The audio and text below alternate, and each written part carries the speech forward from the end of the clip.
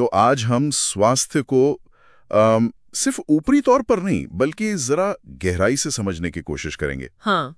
हमारे पास पोषण विशेषज्ञ एलिसा गुडमन और जे शेट्टी के बीच हुई बातचीत के कुछ अंश हैं। हाँ। और हमारा लक्ष्य ये जानना कि वाकई बेहतर महसूस करने के लिए क्या किया जा सकता है। बिल्कुल। और शरीर के जो संकेत हैं उन्हें कैसे समझे। हाँ। खासकर जैसे सफाई यानी क्लेंजिंग, पानी पीना और हमारी सोच मानसिकता के संदर्भ में। हाँ बिल्कुल। ये बातचीत असल में खान पान, पानी, तनाव और यहाँ तक कि हमारे जो गहरे विश्वास है ना, हाँ, अवचेतन मन में, उनके बीच के कनेक्शन को सामने लाएगी। और एलिसा की अपनी कहानी, उनके अनुभव, वो दिखाते हैं कि ये सब चीजें हमारी सेहत पर कैसे असर डालती हैं। चलिए इसे थोड़ा खोलते हैं। एलिसा क्लेंजिंग को मतलब शरीर की सफाई को किसी चीज की कमी या परहेज की तरह नहीं देखती। सही है। बल्कि वो इसे पोषण देने का, नरिशमेंट का एक तरीका मानती हैं।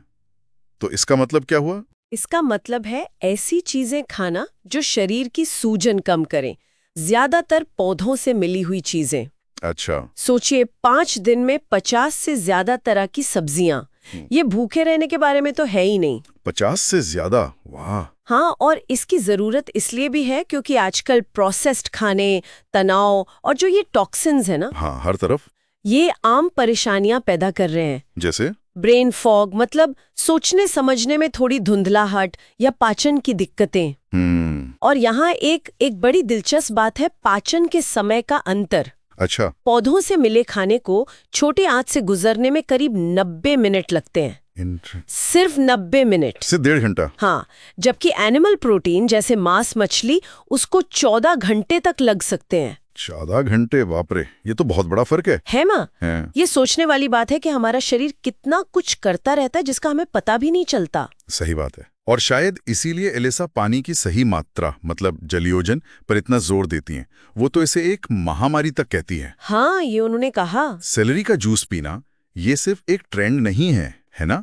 ये असल में शरीर को जरूरी खनिज देने और पानी की कमी पूरी करने का एक तरीका है। बिल्कुल, मिनरल्स और हाइड्रेशन। और सुबह उठते ही सिर्फ 2 कप पानी पीना, इतनी सी साधारण आदत भी कितना कमाल कर सकती है। एलिसा के क्लाइंट ने तो कहा, सिर्फ 2 कप पानी से मेरी जिंदगी बदल गई। वाकई। और यहाँ ये बात भी समझने वाली है कि ये सिर्फ सादा पानी नहीं, बल्कि खनिजों से भरपूर जलयोजन की बात हो रही है। अच्छा, मिनरल वाला पानी। हाँ। पौधे और कॉम्प्लेक्स कार्ब्स जैसे फलियां हैं, क्विनोआ है, शकरकंद है, ये इसके बहुत अच्छे स्रोत हैं। क्योंकि पानी की कमी मतलब डिहाइड्रेशन, वो सीधे हमारी एड्रिनल ग्रंथियों के काम पर असर डालता है, जो तनाव संभालती हैं। हाँ, वही। और कॉर्टिसोल, जो हमारा मुख्य स्ट्रेस हार्मोन है, उसके लेवल पर, पाचन पर, दिमाग के काम करने की क्षमता पर, सब पर असर पड़ता है। मतलब शरीर में पानी कम हो तो कुछ भी ठीक से काम नहीं करता। बिल्कुल। शरीर के साथ साथ सोच और मानसिकता का भी जिक्र हुआ। एलिसा की अपनी कहानी ये बात साबित करती है। हाँ, वो काफी मार्मिक है। उन्हें 32 साल की उम्र में हॉजकिन लिम्फोमा हुआ था, एक तरह का कैंसर, और बाद में उनके पति की भी कैंसर से मृत्यु हो गई। वो खुद को बीमार बच्ची जैसा मानने लगी थी। यहाँ पर इलाज के साथ साथ खुद से प्यार करने, सेल्फ लव का महत्व सामने आता है। वो अपने क्लाइंट से एक सीधा सवाल पूछती भी हैं, क्या आप खुद से प्यार करते हैं? ये बहुत गहरा सवाल है और ये सीधे हमारे अवचेतन मन से जुड़ा है। अवचेतन मन? हाँ, हमारे लगभग 95% काम, हमारे फैसले, हमारी आदतें, वो सब अवचेतन मन से ही चलती हैं। 99%? इतना ज्यादा? हाँ, और अक्सर ये सोचने के पैटर्न, ये विश्वास जिंदगी के पहले 7 सालों में बन जाते हैं। अच्छा, बचपन में ही? बिल्कुल। इसलिए पुराने सदमों, ट्रॉमा और जो नकारात्मक सोच के पैटर्न है, उनसे बाहर निकलना बहुत जरूरी हो सकता है सेहत के लिए। एलिसा ने इसके लिए प्लांट मेडिसिन का जिक्र किया, पर और भी कई तरीके हैं। मसल टेस्टिंग जैसी तकनीकें भी हैं। Muscle testing? वो क्या है? वो शरीर की अंदरूनी आवाज, उसकी इंट्यूशन को सुनने का एक तरीका है। जैसा एलिसा मानती हैं, आपका शरीर आपको सब कुछ बताता है, हमें बस सुनना सीखना है। वाह, शरीर की सुनना। तो कुछ प्रैक्टिकल बातों पर आते हैं, जैसे सप्लीमेंट या स्नैक खरीदते वक्त लेबल पढ़ना। हाँ, ये बहुत जरूरी है। कम सामग्री वाली चीजें चुनना जिनके नाम हम पहचान सकें। बिल्कुल। और माइक्रो क्रिस्टलाइन सेलुलोज जैसे फिलर से बचने की सलाह दी गई। ये एक आम बाइंडर है, पर कुछ लोगों को इससे पाचन में दिक्कत हो सकती है। अच्छा। और बातचीत में विटामिन डी, मैग्नीशियम, ओमेगा 3 जैसे कुछ आम सप्लीमेंट्स का भी जिक्र हुआ। जो अक्सर जरूरी होते हैं। हाँ, लेकिन यहाँ एक सावधानी भी जरूरी है। क्या? जरूरत से ज्यादा सप्लीमेंट लेना या फिर तनाव की वजह से बहुत ज्यादा कसरत करना, वो भी नुकसान कर सकता है। हाँ, आजकल ये भी एक ट्रेंड है। सही कहा। तो संतुलन बनाना और अपने शरीर की सुनना ज्यादा जरूरी है, बजाय इसके कि सिर्फ नए चलन अपना लिए जाएं। अक्सर कम ही बेहतर होता है। कम ही बेहतर होता है। तो इन सब का सार क्या निकलता है अगर हम मुख्य बातों को देखें? पहली बात तो ये कि क्लेंजिंग का मतलब पोषण देना है, सिर्फ परहेज करना नहीं।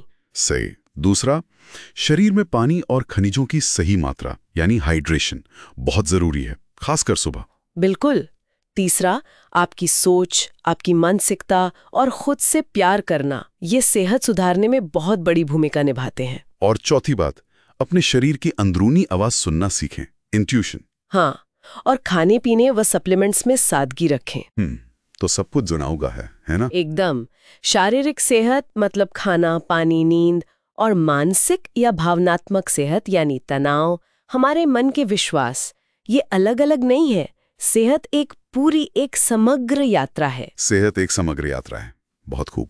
तो आखिर में श्रोताओं के लिए एक सोचने वाली बात छोड़ते हैं। जरूर। एलिसा ने बताया कि हमारे अवचेतन मन के पैटर्न्स अक्सर जिंदगी के पहले 7 सालों में बनते हैं, और अगर हमारे 95% काम अवचेतन से ही चलते हैं, हाँ? तो क्या आपके बचपन का कोई ऐसा गहरा विश्वास हो सकता है जिसके बारे में शायद आपको पता भी ना हो, लेकिन वो आज भी आपकी सेहत से जुड़े फैसलों पर असर डाल रहा हो? इस पर सोचिएगा जरूर।